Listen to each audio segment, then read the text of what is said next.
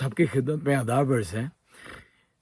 मैं पिछले दिनों फ़ेसबुक पे एक मैंने पोस्ट देखी जिससे मुझे बड़ा मुतासिर किया और फिर मैंने उस पे सर्च और रिसर्च की और थोड़ा-सा मैंने सोचा आपके सामने उस बात को रखूँ।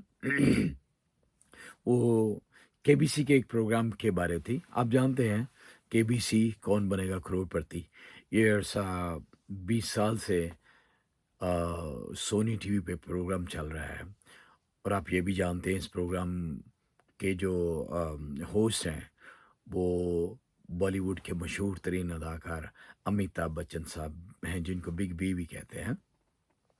इस प्रोग्राम को एक दफ़ा शाहरुख खान ने भी किया था लेकिन अ, जो वैरायटी और जो बात अमिताभ बच्चन साहब में है इस प्रोग्राम को चलाने के ताल्लुक से वो उन्हीं का ख़ासा है।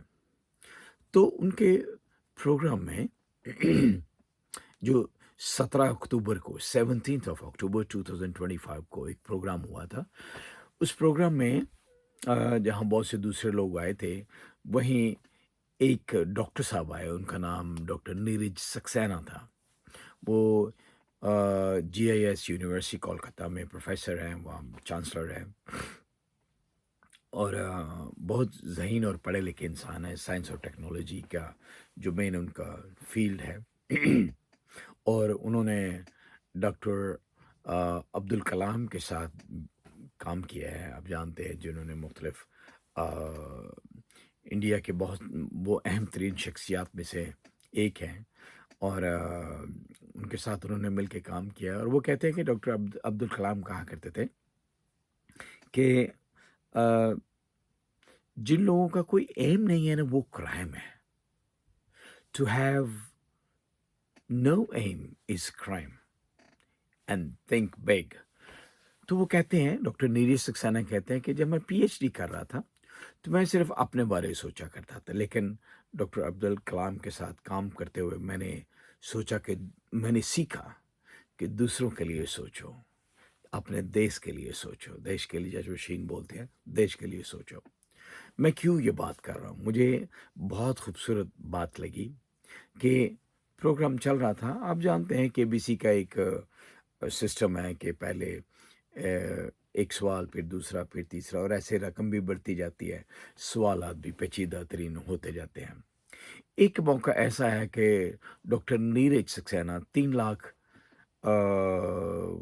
ग़الباً 60,000 वो जीत चुके थे और उनकी एक लाइफ़लाइन अब बाकी थी। अब जानते हैं 3 लाइफ़लाइन्स होती हैं केबीसी में, तो एक लाइफ़लाइन बाकी है। 3,60,000 वो आंसर्स के क्वेश्चन देके जीत चुके थे और 3,60,000 का बोनस भी वो जीत चुके थे। अब ऐसे मरहले पे जब आप बहुत अच्छा खेल रहे हों, आपकी एक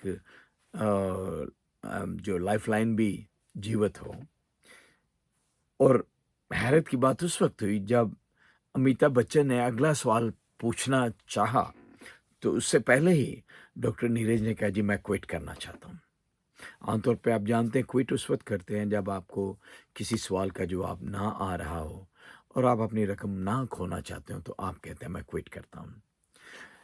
लेकिन अमिताभ बच्चन हैरान हो गए कि अभी तो डॉक्टर साहब अब आपकी एक लाइफ़लाइन भी है और अभी आप बहुत अच्छा खेल रहे हैं, तो why you want to quit? बड़ा खूबसूरत जवाब था। उन्होंने कहा जी मैं इतने पैसों पे ही राज़ी हूँ और मैं सोचता हूँ कि ये जो बाकी जो मेरे पीछे बैठे हुए हैं ये मुझसे यंग हैं और मैं उनको मौका देना चाहता हूँ। आप यकीन कीजिए कि पूरे 5 मिनट तक अमिताभ बच्चन भी खड़े होके और पूरे ऑडियंस खड़े हो गए।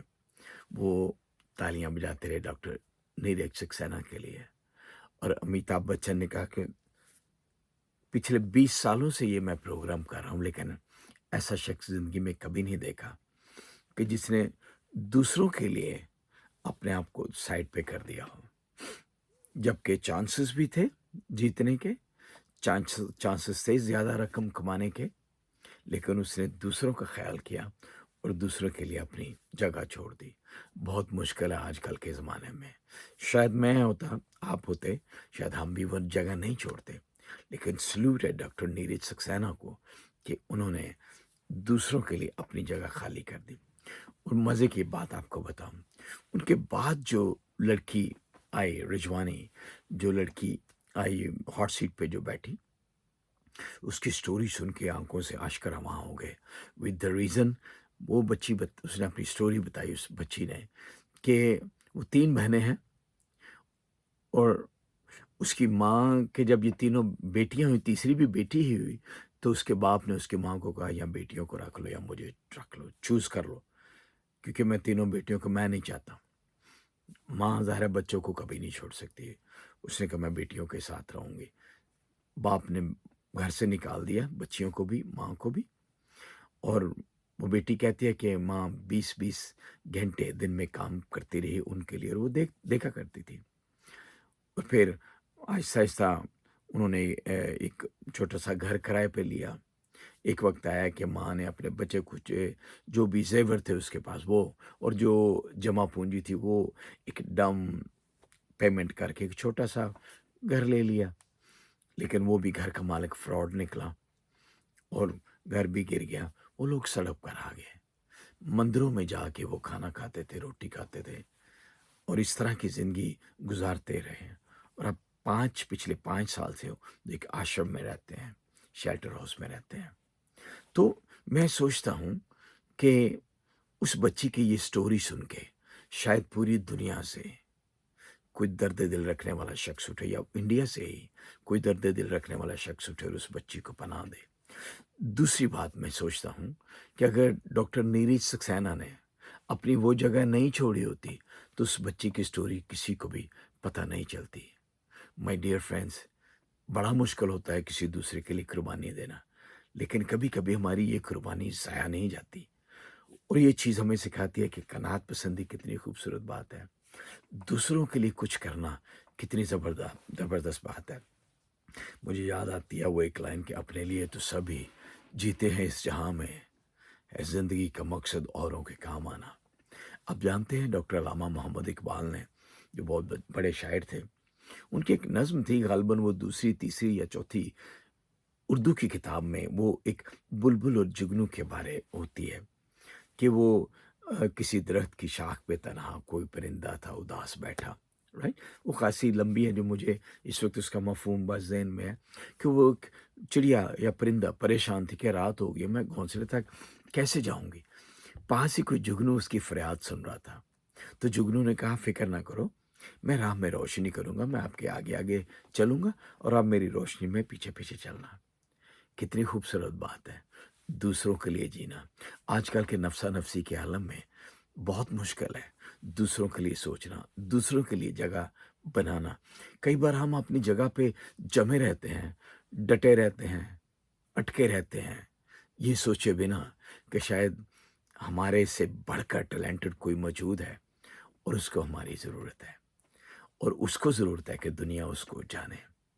ये छोटी सी बात ही मैंने सोचा आपके साथ शेयर करूं कि दूसरों के लिए जीना कितनी खूबसूरत बात है। God bless you.